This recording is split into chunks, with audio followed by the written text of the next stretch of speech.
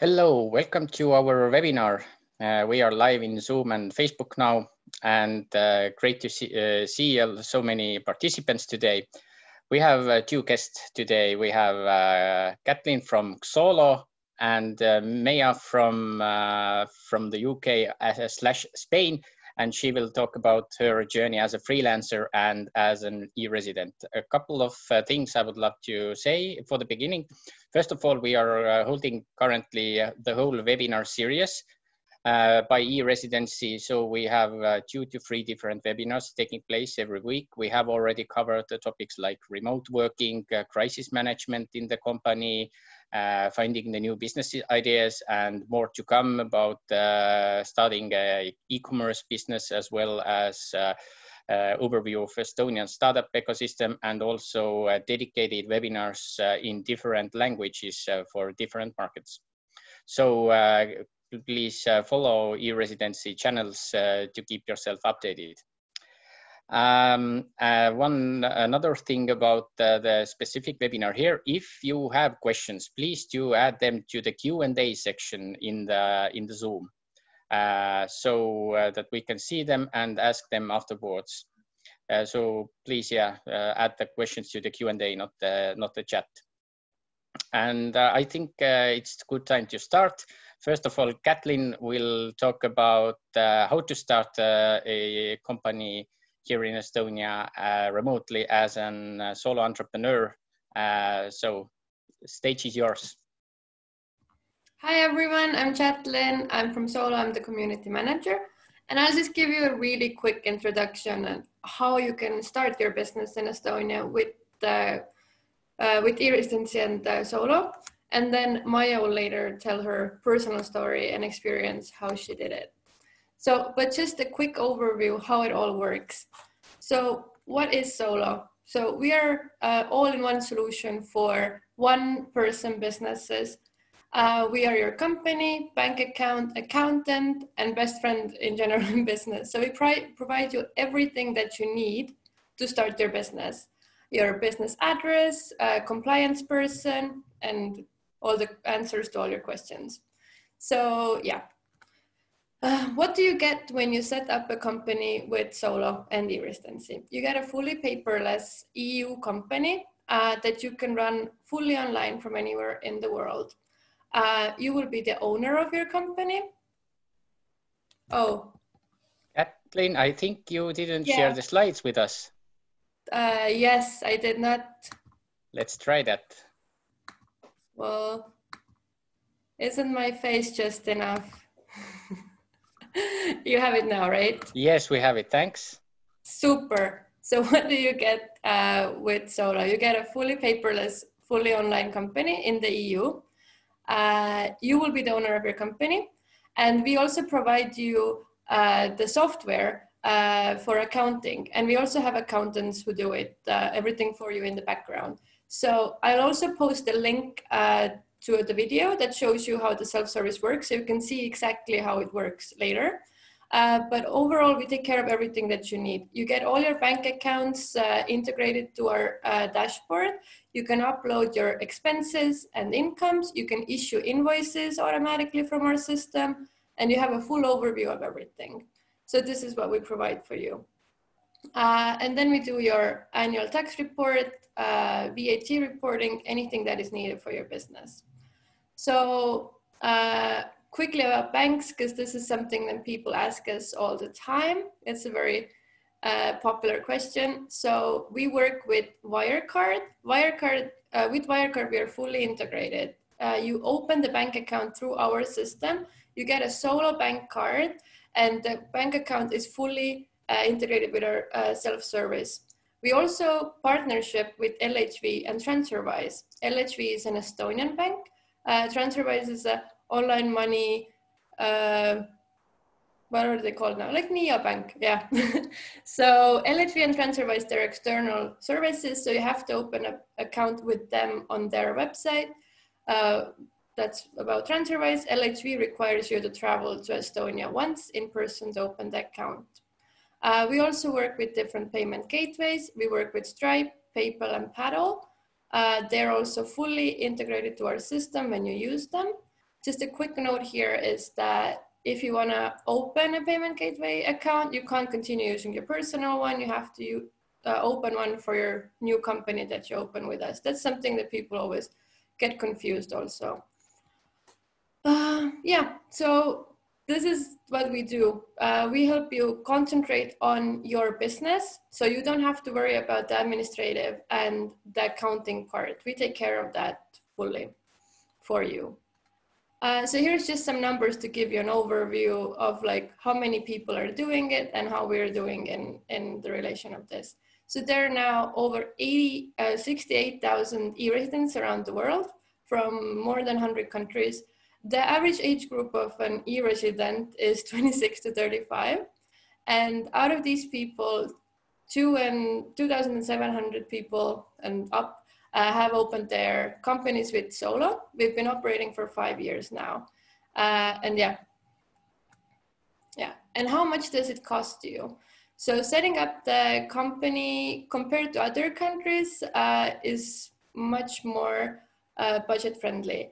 So the setup costs are between 373 euros and 403 euros. That depends on where you're gonna pick up your e-residency card.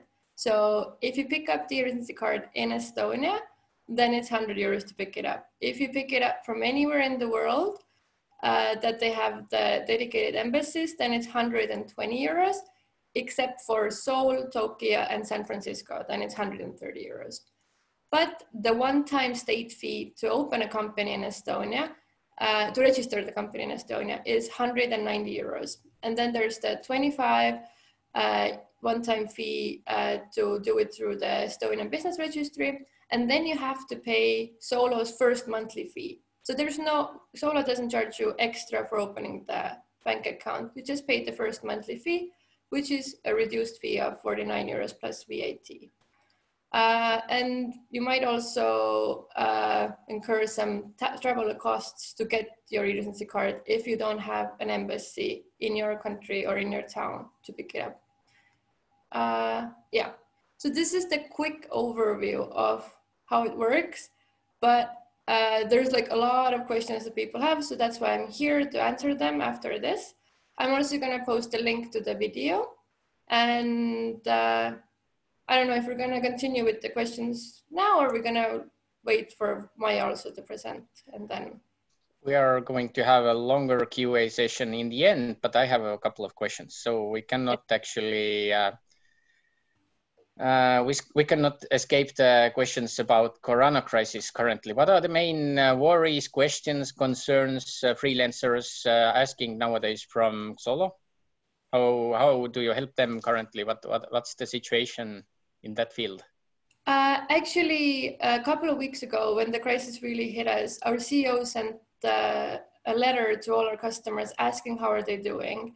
And like the first thing that struck us with the responses was actually the kind of more upbeat reaction from our customers, because we thought it was like very dire situation. But even like the people who were facing problems, they saw more like opportunity rather than like problems in this. So everyone is kind of trying to find something good in this situation and try to turn it in favor for them. But of course, there are people who are really struggling. So if there are any like Xolo customers listening to this podcast also, then you can reach out to us, and we have reduced fees for people who are really struggling. We also we're now putting together a program where our customers can contact us and who have lost revenues and need help. So we can advertise them in our social media to help them find jobs, to like give them more exposure. So we're trying to do anything that's possible in our means to help our customers. And we're really in touch at the moment with everyone. We're also gonna host a webinar for our customers in the upcoming weeks, telling them about how it affects our company, how it affects them as customers of us, and then we try to keep them updated on anything. And we're always like available via email, and they can always reach out to us.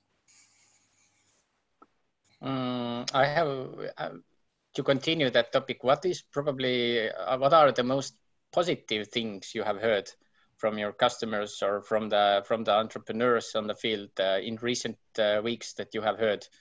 Any excellent pivots or new ideas emerging? What are the positive vibes you have noticed recently? Are there any? Because I had to handle like most of the interactions, so I kind of like don't remember any specifics at the moment because they're like all a blur in my head. But like the things that stood out were like software developers, graphic designers, all these kind of people. They have more job offers now because everyone is trying to improve their online visibility, so they get more customers now. So these people are like getting more and more work. Also people who are like consultants who consult companies in becoming remote. These people are also now experiencing like a surge in requests, and Maya is one of those people, guys. That's what she did, so that's why we also invited her to join this webinar. Yeah, we're going to hear Maya's story soon. Xolo has been there already a few years, and you have worked with thousands of freelancers. If we go to the general level, what are the main pain points, or what are the main things to consider when one starts thinking about starting a solopreneur company or a single shareholder company as a freelancer? Like, what are the main differences by doing everything by yourself compared to working for someone or being one of the co-founders, probably? So like the main thing why you would benefit from using a service provider rather than doing on your own is if you have an Estonian company, then not everything is translated into Estonian. So you need to like worry about the language barrier, and also the regulations and laws are different in every country. So you might think like you're used to and you understand your own country's laws and regulations, and you think they also apply in Estonia, and they don't, and that might cause a lot of problems. This is like what our accountants face all the time with our customers, because sometimes we don't allow some kind of business expenses that they're used to having for their company, and then we have to explain that the taxation is different here.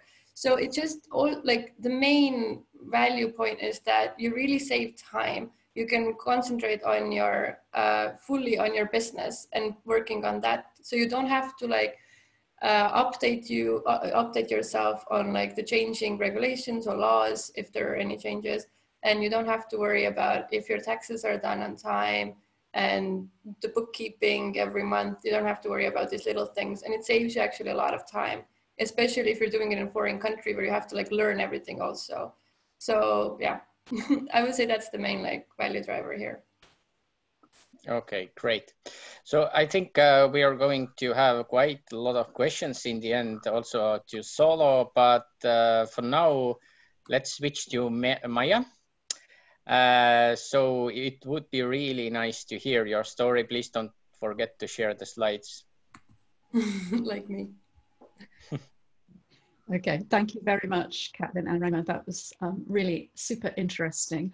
And I'm really pleased to have been invited by Xolo and the E-Residency team to share a little bit about my own journey with being an Estonian e-resident and operating as a freelancer in this way. So got a couple of slides for you.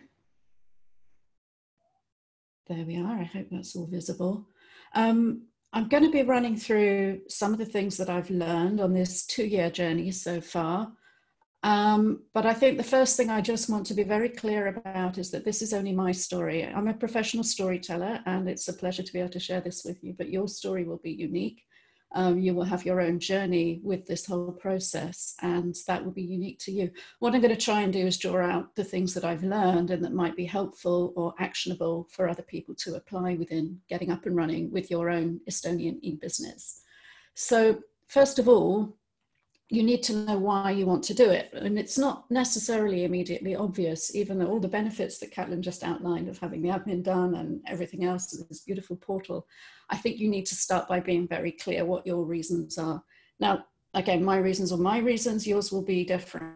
But the first thing for me was that I did need a limited company. I'd reached the point as a freelance writer where I was at a bit of an inflection point. It was very exciting because I was writing about emergent technology, the future of work.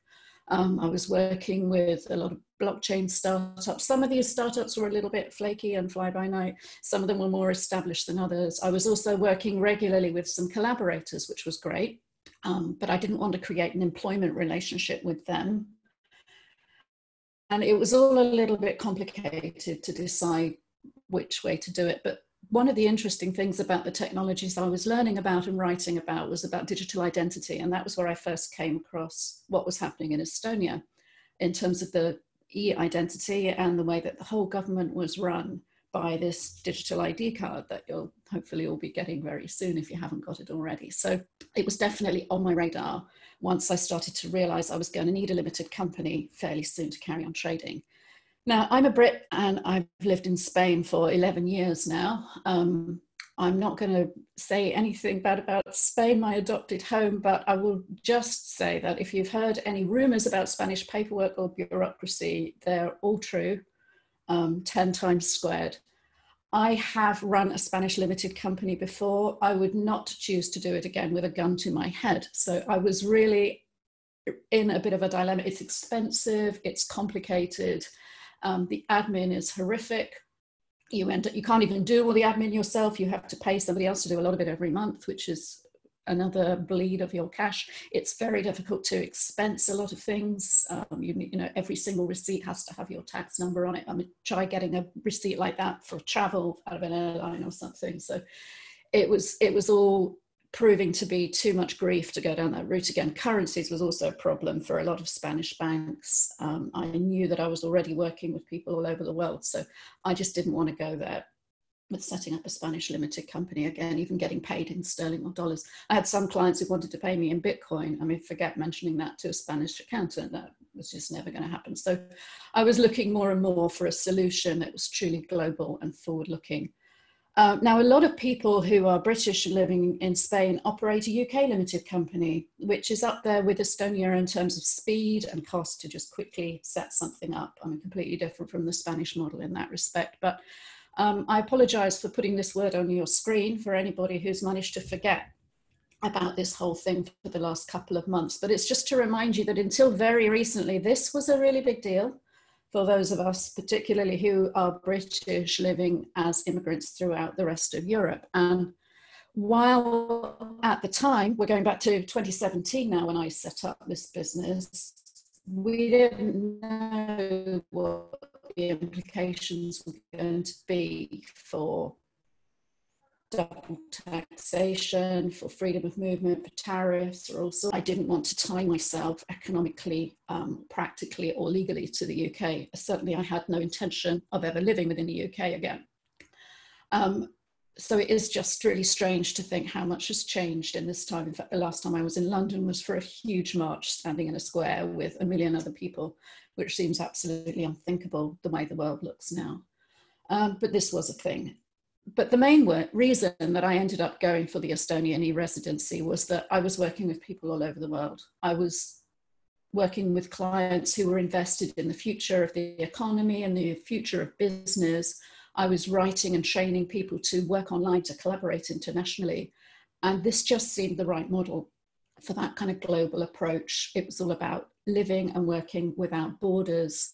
It was about being able to work with people. Being in Europe feels like the center of the world. Sometimes you can work with people in Asia, you can work with people in the US, you can even arbitrage that difference. For example, writing for a US news service, you can actually get several hours ahead and the news is there on their desk before they wake up because you're there in Europe. And this is the wonderful thing about operating as an e-resident from anywhere in the world. So that's how I got started. How you get started, again, it's going to be unique to you and your business. And I just want to give you a few very general things to think about. Xolo is about solopreneurs. I'm very happy to have a brand and a business of one. That doesn't mean you're thinking small. It took me a little while actually to settle on that because I wasn't sure at first. I was collaborating regularly with other freelancers throughout Europe. And while I didn't want to employ them, I definitely didn't want to employ them in Spain because that's a horrific process. But I wanted to establish a business relationship with them. And now I'm really pleased that I'm operating as a sole trader, but I can collaborate with other people when we want to come together and provide more complex gigs for clients. I think the most important thing, once you've decided on that structure, oh, and by the way, if anybody's thinking that they should be building an empire or they're not really a business unless they're talking about growing beyond one person, I really recommend the book Company of One by Paul Jarvis. It helped me get my head sorted out that it's actually fine to have a very long-term vision of being a brand of one, being a company of one, and a freelancer. Once you get clear on what you want to do, it's all a great deal easier. So if you start by getting very clear on what you're going to offer, I knew that I was obsessed with the impact that future technologies were having on the present, and that how our lives and our work and our society were going to be shaped by that. Your why is going to be completely different, but I would say just really think about it, brainstorm it, get clear on it. If you don't know what it is, then you need to pause at that point and make sure you work that out. When I'm doing writing workshops with people who want to be freelance writers, I say to them, you really need to look for that intersection between what you love, what you know, and what people want to pay for. And hopefully somewhere within that overlap, there's a viable business where you can add value to the world and someone will actually pay you to do it. So that's where I came up with my branding as the storyteller from the future. That's what I'm interested in, is the future of everything and its social impact. Once you know the why, you need to actually brand it, claim an identity for yourself. I strongly recommend this site called Name Checker. Now, you need to make sure that your business name is available in the business registry of Estonia, so that Xolo can register you, which they do in about an hour or something amazing like that.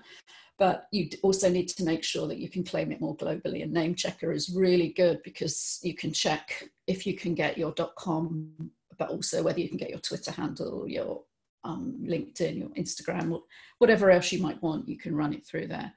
For Blocksparks, I couldn't get the .com originally, but I got it a year later. It was just that somebody had already snapped it up, but I went ahead with the .io URL, which is what I still use, and just redirect the .com when I managed to grab it a bit later on. So there's all sorts of options out there, but Name Checker is a way to quickly and for free check whether your branding is available. Your visual branding is also important. Now, I'm a words person, I'm not a visual branding person, so I outsource that. Again, that's my solution for everything that I don't like or I'm not good at, is to get somebody else who is good at it. So I went to a site called 99 Designs and got the logo done for Blocksparks. They operate it as a design contest. So I was able to say, this is the kind of values, this is what I think I want, this is what I want to imply. And then people start submitting ideas, and then you can grade or comment on those ideas. Say, yeah, I like that about that, but could it be more like this? And everybody can see that as well. And so everybody can respond and iterate on that design until you come up with the thing you think, yeah, that's the one I want. Then you pay for that and it's yours. So for me, that was a really good way of getting the branding done by someone who knew what they were doing. And then they supplied that logo file to me in all the formats I want. Now, as I say, I'm not a visual branding person. I just wanted it really simple. But once you have that logo professionally designed, then you can use that in your presentations and your marketing materials. You can, excuse me, you can get the files and import them into Canva, which is another really, really useful tool. You can do things like branding this presentation. You'll cunningly notice that's the same blue in the frame that is the highlight color in my logo and in the headings on this presentation. So it's just a way of sewing it all together visually. So that really matters, and it's a kind of do once thing to sort out at the beginning. The final bullet point on here is to brand your messaging. Now, obviously that would matter to me as a copywriter, and it's because I do this for other people's brands from time to time, but it is really important to know how you're going to talk about your business, how you're going to talk about what you do. How would you, not just the words that you would use to explain it in your elevator pitch, but are there certain values that you imply, a tone of voice? If your brand was a person, how would they express themselves? What would their accent be? What would their favorite phrases be? And so on. What is your house style for communicating? Because we are all writers in this day and age, or if not, you hire me and I write it for you. But it is important to know what words you want to use to talk about what you do. So this is all the stuff to do at the beginning. It doesn't take that long. It sounds like a really long checklist, but this is stuff that you're probably thinking about anyway. So these are just the steps that I would recommend you go through whilst you're ordering up your Estonian ID card and trying to work out how the hell you get to your embassy to get it at the moment. So hopefully things will go back to normal on that front soon. Then you can move on to actually working in your business and sorting out your day-to-day. Now, it's quite an interesting question as a writer when people say, what do you actually do? What do you do all day? I've worked from home for 20 years, not always as a freelancer. I can remember years ago somebody asking what I did all day, and my young daughter saying, Mummy does email, which was sadly quite true a lot of the time, but it's not really what I want to be spending my day doing. So this was, for me, the absolute no-brainer reason for going with the portal like Xolo is I am not an admin person. In fact, I can't stand it and I'm bad at it. So there's really good reasons to get somebody else to do it. Banking, now that was something that 2 years ago was a problem. I know that because of the new products now on offer through the portal, this has become much, much more simplified. And I know that Chatlin can give you much more up-to-date information on that front.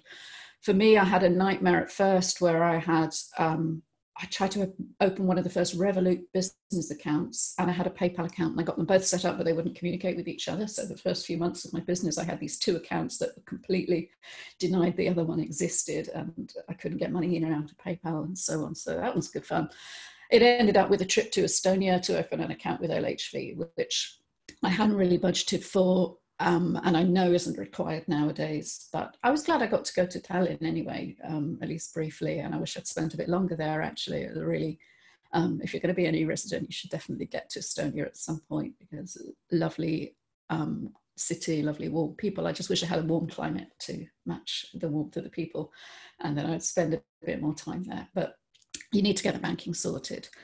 Costs. Now, this is something that's interesting because a lot of people at the moment are obviously struggling with their income. Whatever business you're in, you're probably looking closely at your costs.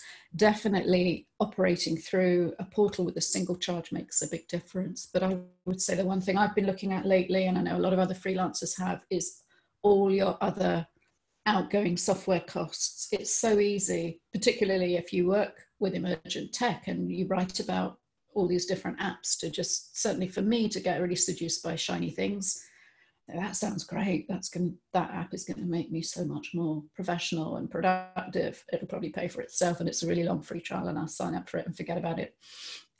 When you actually sit and go through that, that's one thing you can really cut. So cut your costs wherever you can, particularly when you're starting up. You really don't want to be running out bills before people have paid you. And this is where remote working makes such complete sense as well. There are so many businesses now, the world has proved. I've been advocating about the benefits of remote work for years. The current situation is not what we meant when we said that remote work is the future. Obviously, the future of work is not trying to homeschool, trying to share space, which was never designed for that in the first place. But when you're looking further ahead to the future of your business, it's really worth thinking, will I need an office? Will I need premises? Or actually, can I repurpose something in my environment? Maybe when I'm not sharing it with everybody else in the household, in order to make sure that I can keep my costs down and operate my business flexibly. You don't have to be a digital nomad. I've lived in the same city for 8 years. I definitely don't meet the demographic of the cliche for somebody who's surfing my way around the world, all these cool hotspots. I have a family, I have a home, and I want to stay in one place. That you can do that perfectly well from home, and you can live within a community, and you can just spend your time when things go back to normal. You can spend your time working in coffee shops or co-working, but definitely it's well worth thinking about home working as a long-term strategy. In terms of managing cash on the day-to-day, I can do nearly all of that through the Xolo portal. I do keep a separate spreadsheet just of cash in and out, because obviously that's the most dangerous thing for any business. I've done it since the beginning. I keep a local ledger just to keep on top of that cash bucket, particularly when I had things in 2 different accounts. So you don't want to risk running out of cash. And you do also need to make sure people are paying you, because it's great. You can raise your invoices through the portal. That's easy enough, but you need some kind of reminder system to make sure that people actually pay you when they're supposed to. But for me, what I really try to focus on is my productive writing time, and I try to get all the other admin out of the way as easily as possible, and the outsourcing as a strategy just makes total sense to me. In addition to Xolo, I have a part-time administrator who's bilingual Spanish as well, and she sorts out a lot of my local self-employment admin. and can pick up the phone and chase clients and things like that. And she has access to my email to grab all the receipts that I forget to claim because I'm just so rubbish at admin. And basically she really helps me maximize my time for doing the stuff that earns money, which is working with clients and writing. Whatever my daughter thought years ago, I don't get paid for doing email. So I try to do as little of that as possible and pass it on, because you have to play to your strengths. I really believe that. You can spend an awful lot of time, if you're in a job that somebody else has defined for you rather than being a freelancer, you'll probably find there are things in that job role that you would choose and that you love and that are great. There are things that are harder for you and are always going to cause more stress and energy. If you're in a job and someone's paying you to do all of those things, you have to focus on those things that you're less good at and work on maximizing those. If you're working for yourself, don't do that. Really focus on your strengths. That's where you're going to add the most value. It's where you're going to earn the most money. It's where you're going to have the most fun and joy in your life. So outsource the stuff that you don't like. Hire somebody else to do it. They'll do it in a fraction of the time. They'll do it better, and you can focus on playing to your strengths, because you are your brand. Being good at what you do really matters. So if you're trying to run your business using procedures and systems that simply do not reflect what you're good at, then that will pull down other people's perception of you. It's really, really important in order to be successful that you really focus on what you're best at. And if I could leave you with no other message than that today, that's the one thing I would like you to take. But I'll talk a little bit more about how to be self-employed, how to be a freelancer. Again, this is incredibly general because your business, I'm mine, and we'll all have different things that we need to focus on. But one of the first things, I think, which I found most difficult to adjust to after coming from running a small business where I had teams but different levels within it, is once you're on your own as an entrepreneur, you have to do all of those different levels. You have to have a focus that enables you to see the bigger picture. And at the moment, that's particularly important. You really need to be scanning the horizon. You need to be aware of threats. You need to be aware of opportunities. Now, a couple of years ago, I didn't think, oh, there might be a huge pandemic and everyone will have to work from home. I think I should specialize in remote working and writing about collaboration technology. I would say it's not a nice thing to say, but I was lucky in that respect that I've ended up specializing in something that can really help people. And I'm glad to be able to help people. I'm not a nurse or anything useful and practical like that, but I can help people keep working. That is a level of focus that I could certainly see coming earlier this year, that there was going to be greater and greater emphasis on that. And in the future, there will be new opportunities based on that. So if you're at the stage now of thinking, well, what will I do in my remote business? I really want to start something up, but I don't know which way the world is going, then I would really advise you to think about what this shift means for the world. Think about not just remote work and collaboration, but what's it going to mean for physical products and delivery? You might end up having to completely reprofile a business that was based on manufacturing something. Where in the world would you get that done now? How would you get it to people? How would you get it to people right to their door because they're not going to be in an office? Think also about digital content as well. Things like entertainment, education. People are going to be spending a lot more time at home. How are we going to validate that? Think about aggregating sources of information. I think some of the biggest shifts are going to be in things like higher education. Will we ever go back to doing things the way that we did? So we're going to need alternatives. There are so many opportunities out there. So as an entrepreneur, you need to be thinking further down the line, where will I be able to add value in the future? What might the world look like? And that's really important. But at the same time, because it's your business and it's only you need to be zooming in on the details. And I think that's the hardest thing, to get that balance right, really. You need to be scanning the horizon, but you can't afford to miss a single detail. I think of it a little bit as a journalist, like the kind of way you can go in a story. If you need to zoom out to get the context and the big picture, but then what really matters are the personal stories and the personal touches and details that you have to swoop in on. So it is a difficult one to get the balance right. And you really have to find a way of somehow double thinking and seeing things at all levels so you don't miss anything, because it doesn't matter how brilliant and strategic you're being if you forget to send an invoice or you miss a deadline because one of those details has slipped out of your view. So it's super important. And that's the one thing that no one's going to do for you. You can hire people to take care of some of the details. You can outsource some of these bits, but no one's going to have that breadth of vision that you are and nobody's going to come and correct you if you miss anything. Risks is obviously something that nobody can be unaware of at the moment. The world has shifted on its axis this year, and there are so many businesses now who are really suffering and going under or seeking government support, businesses that we would have said were rock solid. And I don't need to give you a list, but, you know, even just take, for example, the travel industry. And I know so many writers whose specialism was travel, and they're high and dry now. Never mind the fact that practically everybody we know in Spain is involved with travel and hospitality in one way or another. I mean, there are so many people facing threats to their businesses that are truly existential now that we never could have envisaged. And it's impossible, it doesn't matter how strategic you're being, how big picture you're being, to see this stuff coming. I know there are lots of futurists who say, oh, I predicted that there would be a global pandemic in X years and we might get hit by a meteorite as well. But you can't focus on all of these things at all times. But so you have to look at your own situation and manage those risks. The present circumstances are really exceptional, but black swan events can happen in different spheres in different ways. Try and build up a little bit of cash buffer within your business. Try and have some contingencies set by. I'll give you an example. I'm currently running these slides on my little backup travel laptop, which I agonized about buying last year. And it was a little bit of an indulgence to have a whole spare laptop. I wasn't really sure I could justify it, and thank God I did, because when my main Mac up and died 2 weeks ago, I would have been completely unable to work. I mean, yeah, I could have borrowed a laptop from somewhere, but all of my files, all of my apps, everything about accessing my business was tied up in being able to actually get online in the first place. So I never envisaged a world where the nearest Apple store would be 2,000 miles away. There are some open in China. Apparently there are none in Europe. So I'm very, very glad that I had this little MacBook that I could get up and running on again. Cloud software is another very important way to manage your risk, whether that's a Xolo portal, keeping stuff in Drive, in Dropbox.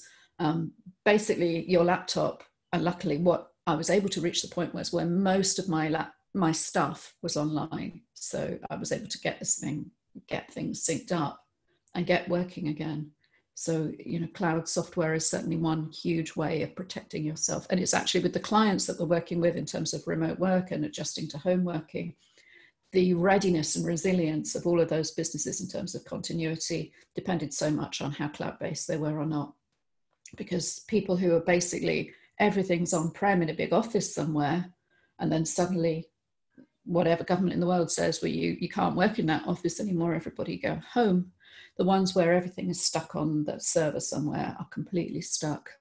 It's the ones who are already cloud enabled that were pretty much able to go home, plug in a little bit of spinning up a virtual desktop, so everyone's able to keep working. So you can't predict things like this, but you can think, well, what are my absolutely critical things I need to keep working? I need to be able to contact my clients. I need to be able to do research. I need to be able to write. I need a keyboard and a machine that's connected to Google Docs to enable me to do that. So make sure you have those, make sure you have access to those.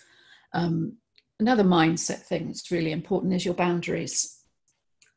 I'm really sick of hustle porn. This whole kind of meme of, oh, you're not trying, you're not burning yourself out, you're not doing it properly, you're not taking it seriously. That is absolute rubbish. We all have limits, and you're in this for the long game. I think there's this whole sort of thing, particularly with tech startups, that founders have to be burning themselves out and killing themselves and working 24 hours around the clock, or you're just not taking it seriously. It's interesting, I see exactly the same sort of memes now coming out as lockdown hustle porn. It's like, you know, if you don't use this time to start a business or learn Japanese or save the world, then, you know, what were you doing with your life? It's all rubbish. You have to look after yourself. You have to have personal time. You have to have space to care for yourself. Otherwise, your business is going to suffer, particularly if you're doing anything creative or knowledge work-based. If you're burning yourself out and doing too much, then the quality of that work is going to suffer. So it is absolutely not self-indulgent to care for yourself. And I think probably out of everything I've said, this is the one area where people fall down, and why self-employment freelancing is not for everyone, because not everybody is capable of working without external boundaries. Some people just need they need a job with a list of bullet points on it of what to do, or they need edges to that job where somebody can say, don't do that, or you don't have to do that. And when you're a freelancer, you don't have that adult supervision for someone to come along. It's fun. It's exciting to be able to do whatever you like. I didn't have any reason not to set up a podcast. That was great. I really enjoyed doing the podcast. Didn't really make any money. I wrote a novel. That was fantastic fun.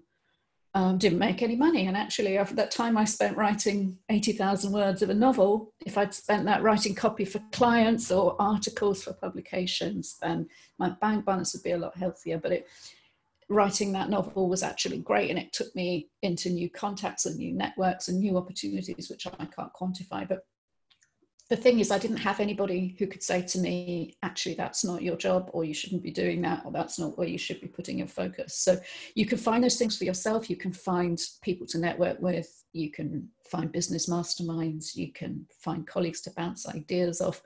But you do need to be capable of ultimately making that decision, because nobody else is going to come along and make it for you, which is where it gets really exciting, I think. And the other side of that is when you know where those boundaries are, you can push them a little bit, you can explore them, you can nudge up against them. The corollary to boundaries is those edges are there to be tested. And when you have exceptional circumstances like we have, you need to be ready to just push those edges a little bit and see what's out there. Respond to those threats and opportunities. If you know what you do, what your expertise is, what your niche is, there will be stuff immediately adjacent to that you can probably do as well. And someone might pay you to do, someone might need you to do, you might have an affinity for, which you won't know unless you check it out. Doing the podcast for me was a lot like that. I thought, okay, I can write, and now I'm getting involved in somebody else's podcast and learning a bit about the technology and what's required there. So why don't I do my own? And now I'm looking at a third collaboration podcast with a tech provider, which is really good fun. As I invested in this posh mic to do podcasting, then I found out that some people think the British accent is cute and I could do voiceover work. And again, I can do that from home, and I know how to pronounce all the techie stuff. So that was another area of demand I was able to just slip into slightly sideways, and I wasn't looking for it, but it was there on the edge of what I was already doing. A lot of it is confidence, or kind of faking it till you make it, to an extent. There's that Branson quote about somebody asks you to do something, say yes, and then figure out later on how you're going to do it. I think I've lost a bit of respect for Branson lately about putting all his staff on forced leave whilst he goes and self-isolates on his island. But that was actually a very important thing that he said then. It is one of those things that you can use these lessons to take you where you want to go, and you can check it out. And actually, you can afford to make mistakes if you do things that are just outside your natural comfort zone, provided your core business, your anchor clients, whatever you want to call them, the people who pay your rent, provided you're looking after those clients. You can be a little bit more experimental with the new stuff. And you can say, okay, I'll give that a try. You can be honest with clients and say, look, I'm less confident doing video, but I'm used to doing audio or something. Let's try it. Let's agree a fixed cost at a discount at first while we get up and running, and so on. And you might build something together. If you see your clients as collaborators and partners rather than people you've just got to be perfect for every time and take them with you, then you can go somewhere much more exciting together. So those are the lessons that I've taken out of 2 years now. It was actually 2 years. It came up in my Facebook memories the other day that when I went up to Madrid to the Estonian embassy to get my little bit of blue plastic. And that's the journey that I've been on through setting up this business, from transforming from a freelancer into a brand of one and a small solopreneur business, which has suited me really well. It's been great to have the opportunity to share my journey with you a little bit today. I would love to help with any questions that you might have. I can see the orange box flashing away, but I can't read them in this screen. I can see there are a few questions that we'll take shortly. And if you would like to connect with me on social media, if there's things that we can collaborate on, if I can help you at all with your journey, particularly with anything relating to the transition to working from home or remote work and the collaboration technology you need in order to do that, then please let's keep in touch. Thanks.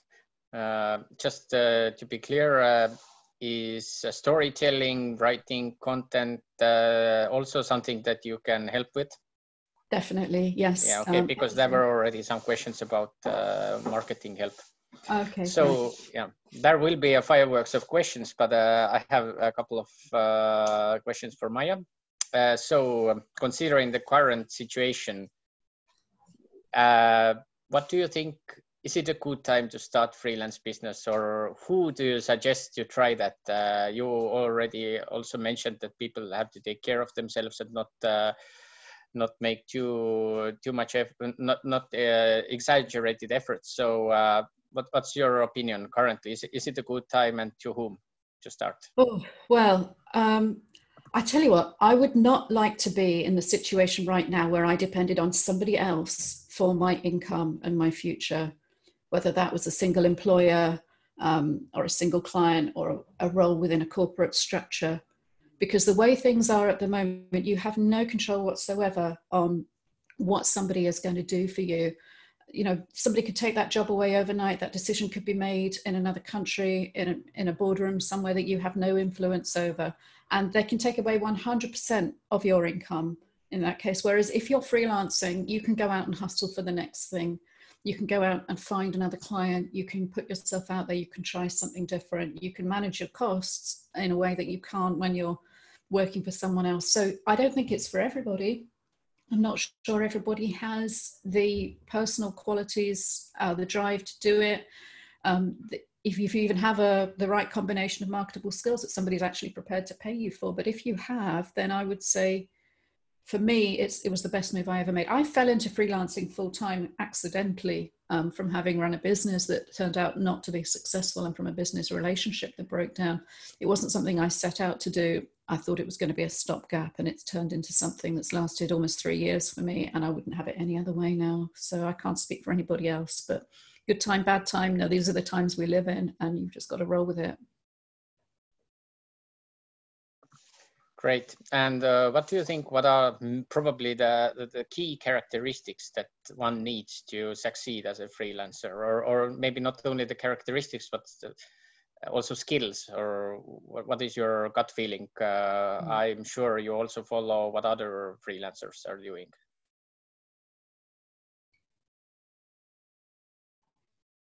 Yeah, well, to take the skills is the easy one. I'll go with that first, because the skills are anywhere that you can add value to somebody else and that they're prepared to pay you for. So whether somebody needs a writer or a storyteller or a marketer or whatever, if there's a gap between what somebody's got and you can add that, then somebody will pay you to do that. That's the skill you need. And everybody's skill set will be unique. Whether you can do that in a way that's profitable for you is for something for you to work out. In terms of the personal traits, it's interesting because a lot of it parallels with the work that I do with helping people work from home or work remotely. I think you do need a certain degree of comfort with the lack of structure. You need to be self-motivated. You need a degree of technical savvy, not a huge amount, but if you're used to working in an office where you just dial for support and someone comes and fixes things, that's not going to happen when you work for yourself. It's also not going to happen if you work for a corporation at home. You need to at least be able to get to the point where you can dial in and let somebody else come and fix it. So I think you need a bit of a mindset of fixing things, solving problems, knowing where to go and get help, knowing how to distinguish between quality information. And it's a bit like the whole fake news thing, you know, can you tell what's real and what isn't? Do you have a decent bullshit filter to apply to the world? If somebody actually looks like a client who might pay you, or do you need to get a payment up front and things like that? So just to remain resilient, and you just need to be ready to move on, I think, and be ready to try the next thing, try the next client, and keep that pipeline full, keep looking for new work, keep asking for the referral and so on, even when you think you're too busy. I think there's no freelancer who's ever said, I have exactly the right amount of work. You're always either, oh God, I'm never going to get this done. I'm going to miss the deadline, or oh, what's coming in next month. But I don't know where hardly any of my income for May is coming from. I'm as good as my next gig, but hopefully I have a bank of clients who are happy and will keep being loyal to me if I am to them. That's a very healthy attitude. And I have one more question. What are probably the most interesting things you are working on currently? If you can share it with us, any interesting tech solutions you are going to write or something else, just to maybe get inspired. Well, I write regularly for a publication called UC Today, which is all about unified communication solutions. So that has been really fascinating the last few weeks, because I've got to interview a lot of the people who are behind tools like the one we're using right now. And the most interesting thing there has been, yes, I talked to them about their platform and why it's the thing that's saving the world and helping the world keep working. And that's the thing they want me to write about. But at the end of every interview, I always ask them, what do they think is the future is going to look like, the future for work, the future for how we communicate and collaborate. And for me, that's the most exciting thing, is getting to talk to these tech entrepreneurs, people who are working in the collaboration space, about what they see. And their answers aren't consistent. I think that's what makes it even more scary and exciting. There are lots of different visions for how we're going to work together. Some people think we can't wait to get back to the office, and that we'll have longing for physical meetings and collaborations, or sort of small huddle rooms and flexible spaces. Other people think that real estate is going to take a dive and things are never going to be the same again, that everybody will stay at home. All of these people have their own view on it, and obviously that's related to what they're working on. But I think it really proves that we're at this massive inflection point where things can go in so many different directions. So I love the chance to talk to people like that and explore their own visions for the future. Okay, thanks. So let's start with the questions. We have a lot of them, mostly I think for Xolo, but I will go through a few ones in the beginning, some general ones. There have been some questions like how to start, what are the rules, etc. Please do visit our website. There are quite well-written step-by-step suggestions, what to do, how to apply, what are the state fees, how to get your card, as well as please do visit our knowledge base. There's a lot of information about founding a company, taxes, also renewing the card, etc. And the second set of questions we see here a lot is about the current situation and pickup locations and picking up a card in the embassies. Officially, Estonian embassies are opened, but in order to get the correct answer, please do contact with the embassy where your car should be currently, and ask them whether it's possible to visit them or to make an appointment to visit them. And then in that case, it's possible to get your card. Now, if you probably have been waiting to pick up your card already some time, and this 6 months deadline is approaching, where you have to pick up your card, we also suggest you to contact with the embassy and ask the extension so that they keep your card a bit longer period, so that if the crisis and the lockdown is over, then you can go and pick up your card. Unfortunately, no virtual options available currently, so you still have to visit the embassy or the pickup location. And the third thing, is that it is still possible to apply for e-residency. The application process is still there and going on more or less in a regular basis. Maybe the processing times are a bit longer than usual, but they will be sent to the pickup location you choose.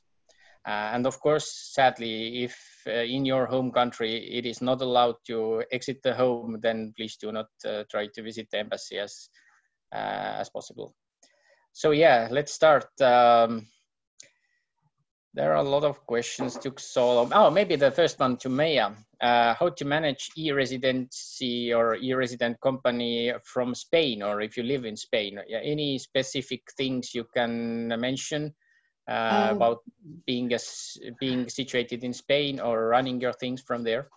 Only that it's a million times more straightforward than operating as Sociedad Limitada in Spain, and also obviously you need to take advice from your own accountant or gestor in terms of tax and structures. But I am an autonomo in Spain. I'm self-employed in Spain, and I invoice my Estonian company on a monthly basis. So I do all my social security and income tax here in Spain.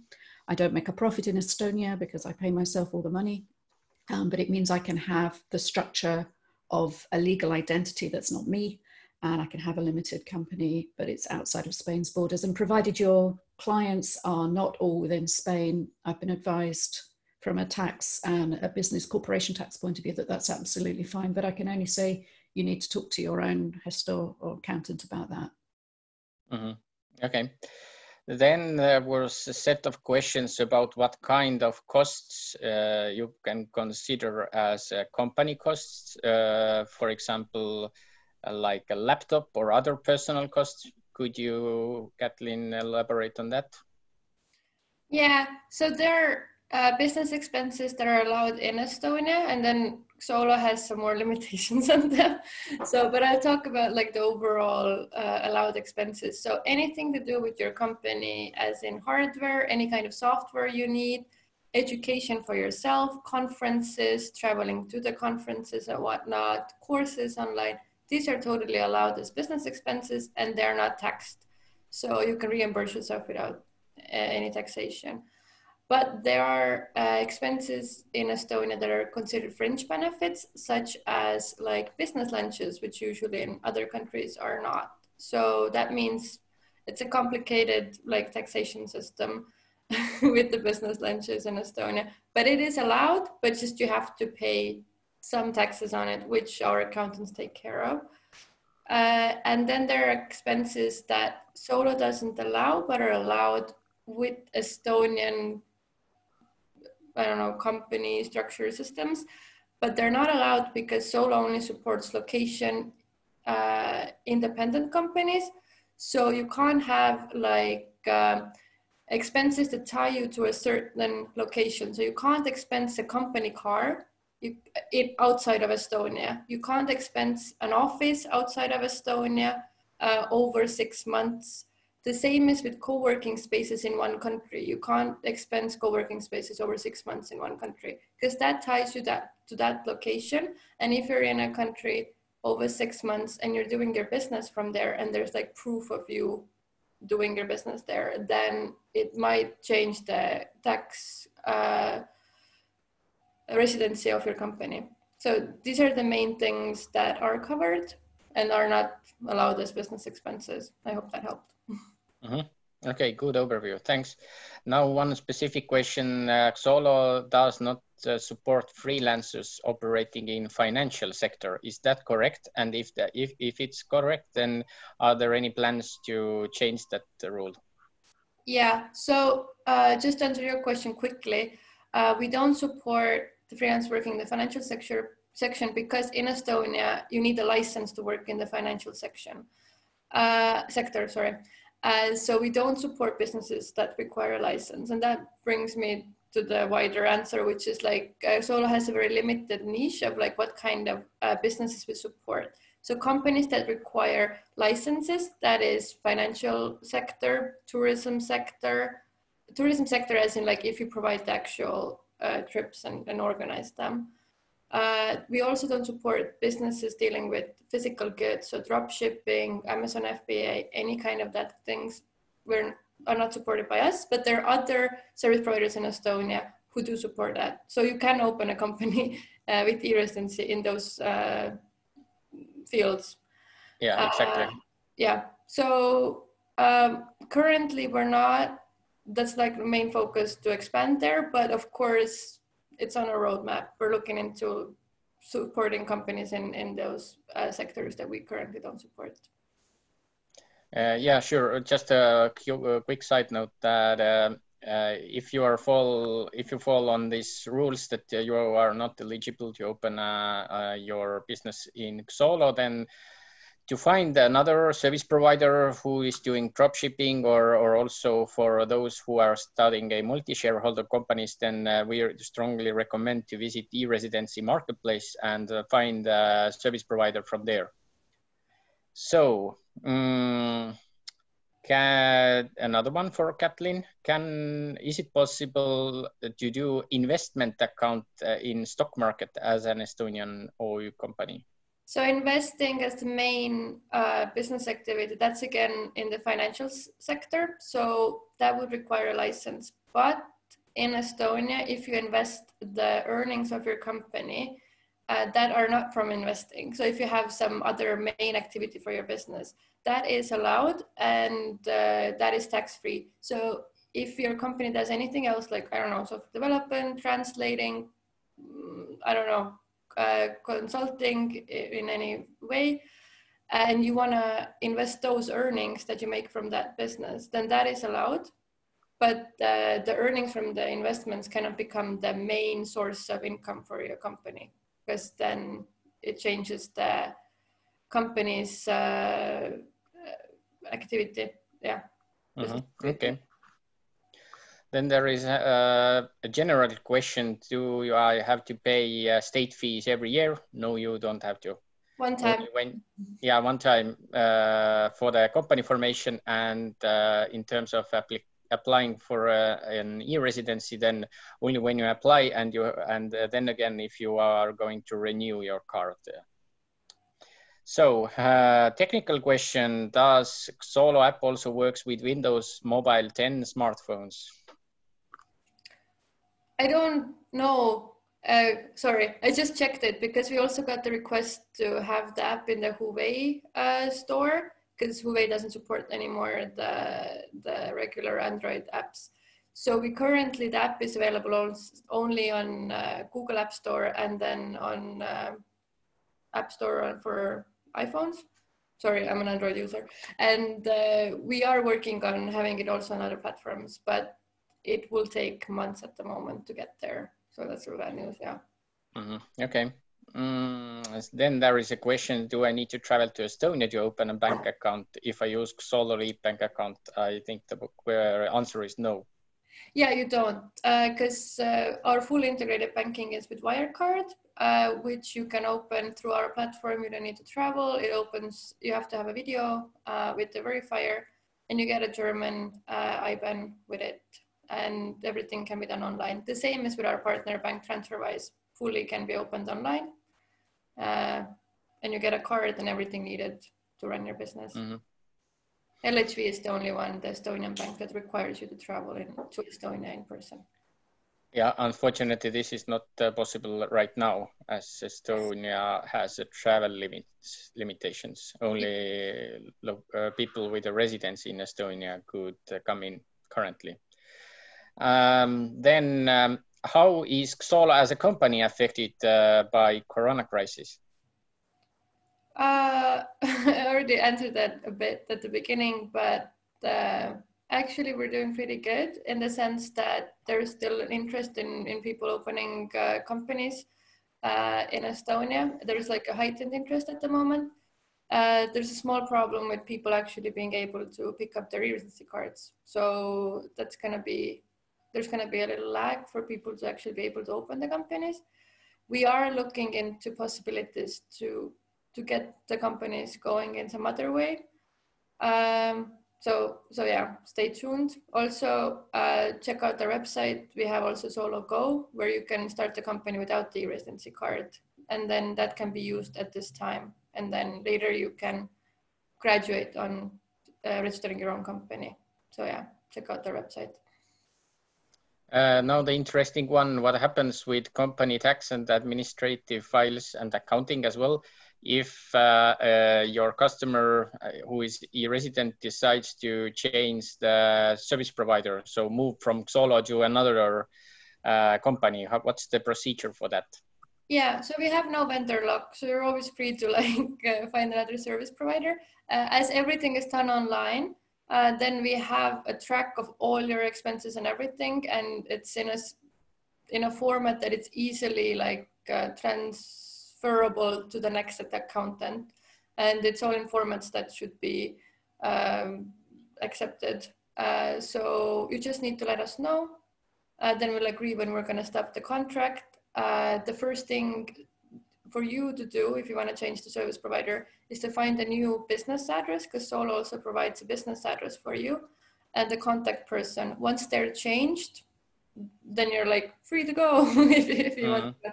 And then we can transfer everything for your new accountant or to yourself if you want to do it on your own. Okay, and now another one about your internal rules. just maybe mention one thing, that if you are planning to change your service provider, you probably need to be prepared that if you are starting with a new service provider, the setting up of accounting may be charged extra because it takes some time and effort from the new service provider. So if the accounting is done well and everything is in order, then it's not expensive. But in case you have kind of mess there, then it may cost some more to set up the accounting in the new service provider's system. Anyway, to continue with accounting, the accounting data is quite personal. How is the GDPR organized in Xolo, or how the information is kept secret from the people who doesn't necessarily need to see the data?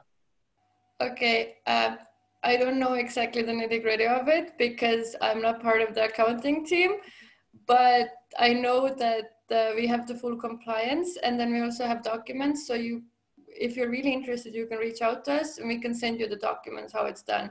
But me not knowing anything about your stuff shows that only accountants who are dedicated to the account have access to your account, and it's like guarded by the rules, by the EU GDPR laws. Yeah, if you have more interest, you can reach out to us and then we'll find all the documents to explain it. It's just like, it's not my field really. Yeah, sure. Yeah. So yeah, reach out to Xolo to get the more detailed information.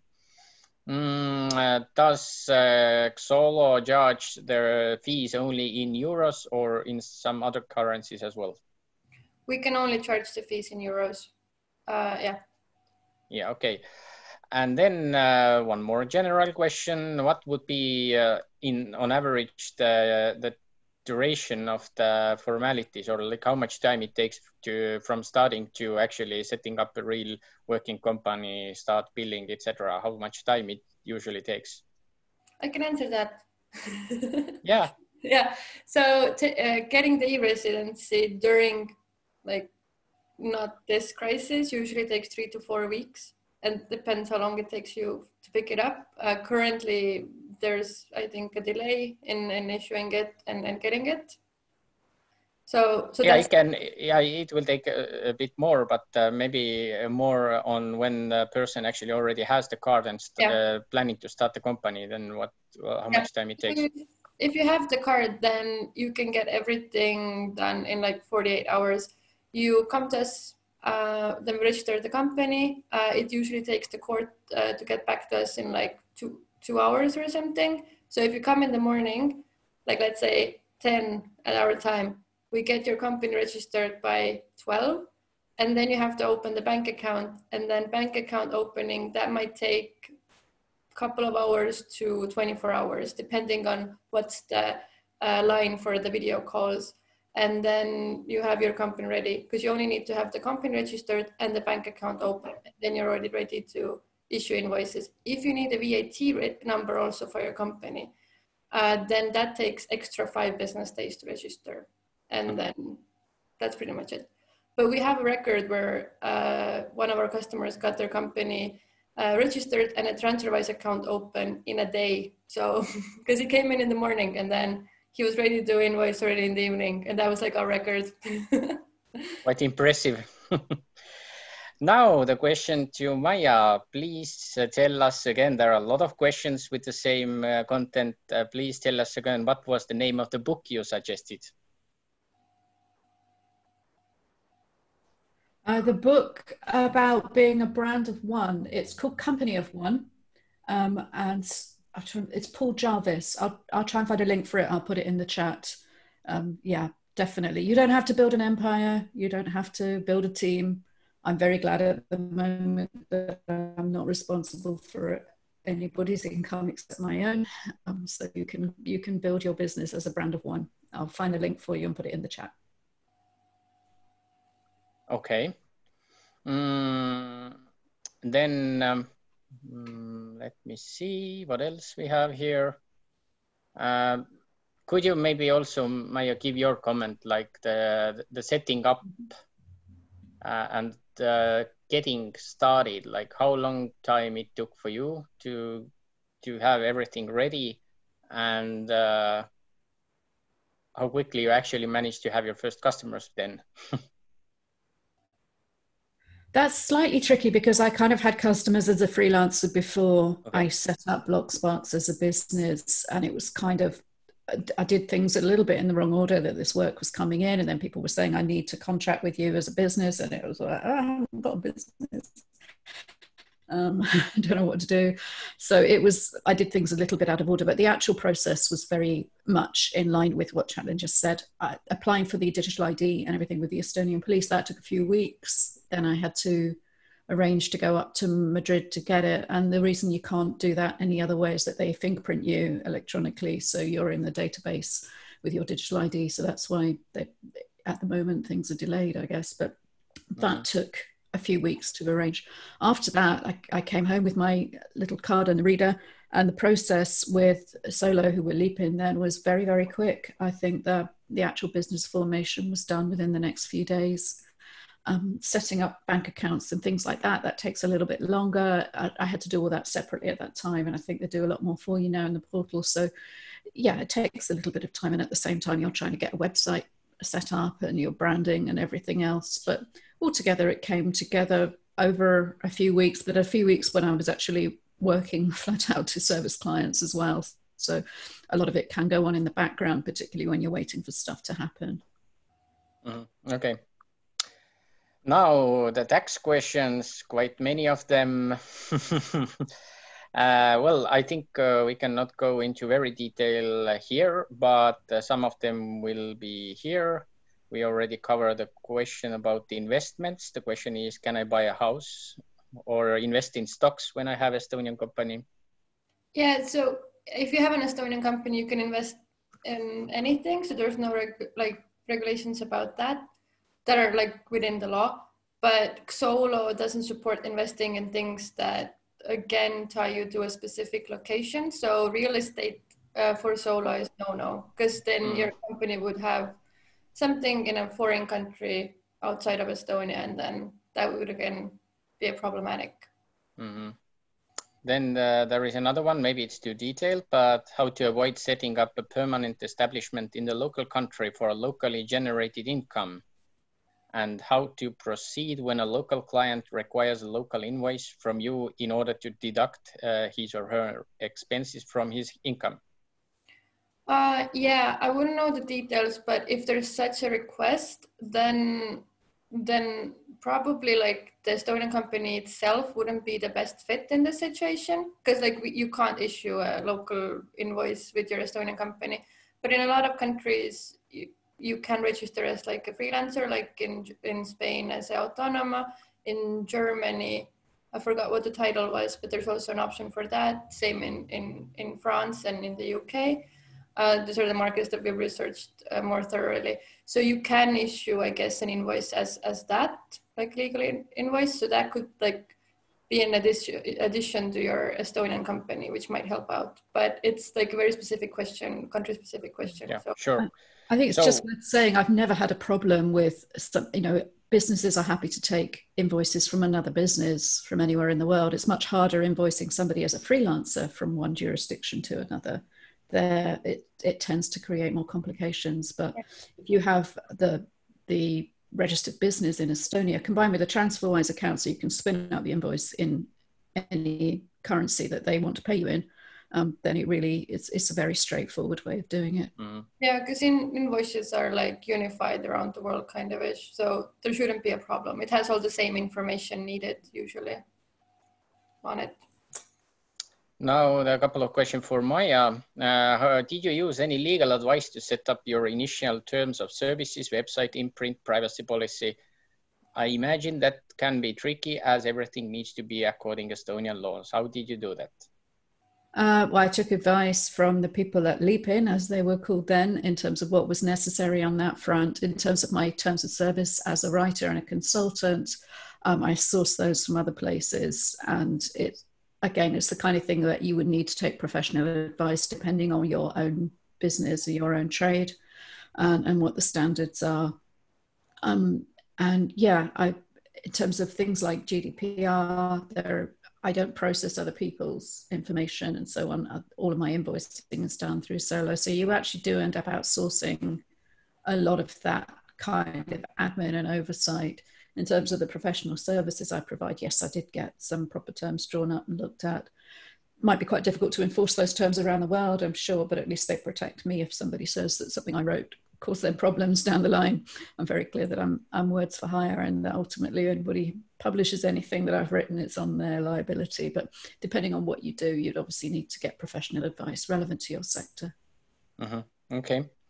And there is an interested person from Spain describing that he or she also working remotely and charging overseas companies. And the question there is, what is the deal with the social security, and how is it beneficial to have Estonian company for the social security and personal taxation?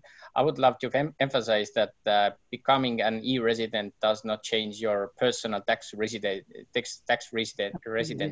Yeah. So you will still be tax resident of Spain or whatever country you are, if you're living there and you are paying your personal taxes there. Yeah. Anyone wants to add something? I'm a tax resident of Spain. I'm autonomo in Spain. We pay one of the highest social security fees in Europe. This is not a way to get around that or get out of that. You don't pay social security in Estonia once you demonstrate that you're paying it in Spain, but you pay it where you live because those are the services that you use. So yes, and I pay my personal tax in Spain because I'm tax resident in Spain. And yeah, Kathleen? I can answer the overall tax question because I saw that also it going was there. through, just to continue from here. So if you are running an Estonian company and you live outside of Estonia, that means your personal tax residency is outside of Estonia, then it's quite simple and straightforward how you can withdraw funds from your Estonian company and what kind of taxes you have to pay. So you have the option to pay yourself an employee salary or dividends. And if you pay your employee salary, you can pay that anytime. It doesn't have to be regular. The sum doesn't need to be regulated. You don't pay any taxes in Estonia because you don't live in Estonia. So you have to declare it in your country of residence and pay the personal taxes on it there. The other option is to pay dividends. And that's not complicated, but more talk just. In order to pay dividends, you have to pay the required share capital, which is 2,500 euros for your Estonian company. It's not a money that goes anywhere. It goes to your business account and it stays in your business account and you can use it towards your business expenses. It's something that is required, but it can be postponed for like 10 years in Estonia. It makes you not liable for your company if you have paid in the share capital. So once you paid that in, you can pay dividends, which you can pay after you've turned in the annual tax report, which we do for you, and you can pay it 4 times a year. And then the taxation is 20% of the net payment that you do. That's the corporate income tax that you have to pay in Estonia, 20%. And then whatever the personal taxation is on the foreign taxes, foreign dividends. So everyone asking always like, why would I even pay dividends if I have to pay 20% in Estonia and on the employee salary I don't have to pay anything in Estonia? Well, the personal taxation is different in every country on foreign salary or on foreign dividends. Yeah, so it might be more beneficial to pay dividends in some country cases. So that was the difficult talk. Yeah, sure. Then there are more tax questions, but interesting question. Can Xolo help by finding your first customers? Do you have any kind of like a community platform or something that your customers who are all freelancers, experts in different fields, somehow communicating, mingling with each other, or what do you think? So we can't, it's not a service that we provide, but we do have a community on Facebook, and I can share it in the chat so you can all see, join it if needed. It's not only for solo customers, it's for freelancers overall. And we also, so you can join that. We're also thinking of opening like a marketplace maybe, because not everyone has Facebook accounts. So that was like the like the demo kind of thing that we're trying to do on Facebook. But we already have like over 700 members there, so you can check it out and see how it works. Okay. Chatlin, can you also say some words about closing the company? There was a question about it, like if one wants to close the company, what in general he or she has to do? Yeah, it's my favorite question because it's very easy. Not the process itself is because it's a service that we also provide if you need to close the company, which is sad, but sometimes you need to. Can you hear me? Now we can hear you. Maybe you can start again from the beginning. Yeah. So it's quite easy for the solo customer. It's a service that we provide. So it costs 200 euros plus VAT, 220 euros. And it's a process of us drawing up all the paperwork for you over 6 months, because that's how long the process takes in Estonia. But for the person closing their company, it's just signing those papers with the residency card and just waiting for the process to end. And then all the money that's on the company account, if you don't have any debts, you can withdraw that in one go without paying any taxes when you close down the company. And then it's just a 6-month wait period and then signing the papers. That's it. Okay. Now, when a person has an e-residency but then moves to Estonia and becomes a resident, is it still possible to use Xolo after that? Yes, you can. We actually have Estonian customers and we have foreign people living in Estonia using Xolo services. It doesn't really make a difference except for the fact that you can rent an office in Estonia and put it down as a business expense. And also if you want to hire people, then we made exceptions for hiring Estonian people on the payroll. So you can also do that. Yeah. Okay. Yeah, there is a question about what was the name of the bank that provides German IBAN. It was Wirecard, right? Yes. So there are still some Xolo specific questions, which we strongly recommend you to ask directly from Xolo. Maybe to wrap it up, because there has been a lot of questions and they still keep coming in. One country-specific question to Maya. You have also UK background. A person already runs a limited company for herself, for himself in the UK. Is he able to work with Estonian clients using UK company, or would it starting an Estonian company be a better idea? Oh, that's a really difficult one, and the answer could be different in 12 months' time. I mean, that was the reason I didn't go down that route of setting up a UK limited company 2 years ago, was because of the uncertainty. That's anybody's guess. I do know that there are a lot of people who've set up an Estonian company as a backup to a UK limited company in order to keep a fiscal presence within the EU. Whether that makes sense for you or not is something that would depend on who you trade with, what the implications of any introduced tariffs could be. So that's not something I could advise on, but it would be well worth, just as part of that, scanning the horizon for future threats and opportunities to check out and find out where you stand. Okay. And one more for Chatlin. Is it possible to sell, create invoices in pounds in Xolo or only in euros? So you can create invoices in any of the currencies that your business bank account supports. So LHV, TransferWise, Wirecard all support multiple currencies. So you can invoice based on those currencies that are supported. And there was also a question about Germany. There is a customer who is in Germany. Most of the customers are in Germany. What do you recommend? Would it make sense to open an Estonian company or not? I can answer it with statistics that our main country as of customer numbers is Germany.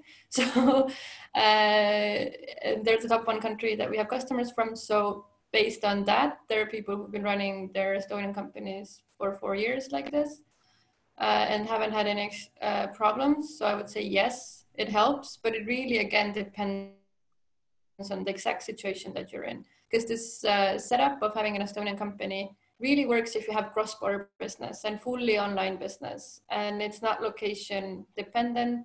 And yeah, if you qualify or like check all the boxes, then it can be something that really works for you. But if you don't check those boxes, then it might be more complicated. Yeah. Okay. So I think it's time to wrap up the webinar. I would love to ask some final questions. Like Maya, how would you like to conclude this webinar? What are the main few of the main pinpoints you would love to emphasize in the end to people who probably are thinking to start the freelance business now or in the nearest future? Keep your options open.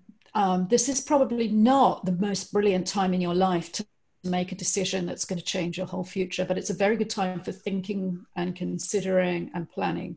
So use this time if you're furloughed, if you're at home, spend some time doing some planning and investigating. Think about your brand, think about what you could offer to the world. You don't have to do anything life-changing right this minute, but when the world opens up again, there will be new opportunities out there. So I just like to thank everybody for being part of this today, for your questions, and to wish everybody sincerely well.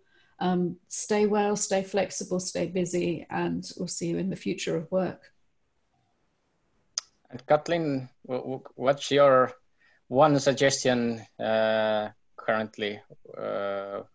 What do you think people should keep in mind in that situation? Well, that's a heavy question, isn't it? But I don't know. I think that I don't know. Wait, that's a heavy question. I'm like, do I have to answer it in relation to companies or in general? Well, let's keep it in a freelance circle. Yeah, in a way yeah. that, like, what's your one good recommendation for one who is thinking now that maybe it's time to start the freelance business, but maybe not? But maybe yes. I would say not in like a salesy voice, but I would say that opening an Estonian company is really that simple as we made it out to see, and it doesn't cost as much as it might cost in other countries.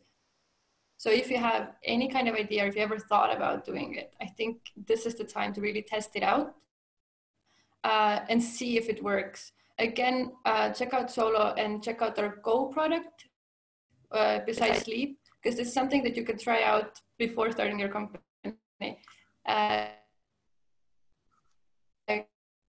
Because if your business idea works and if it succeeds, and not making like breaking the bank or anything. So yeah. Okay, good, great. So thank you all for participating. We are going to share the recording and the materials on Monday with those who had signed up and took part in the webinar. We strongly recommend to visit E-Residency knowledge base. There are a lot of articles about taxation, company formalities, etc. So if you have more detailed questions, we recommend to find answers from there or ask from the service provider. Is it a Xolo or some other service provider from E-Residency marketplace? So yeah, we recommend to do your homework well, and then you are all welcome to apply for E-Residency and to start the company. So thank you, Maya, and thank you, Chatlin. It was a great time, and Pleasure. have a nice day. Thank you, everyone, for joining.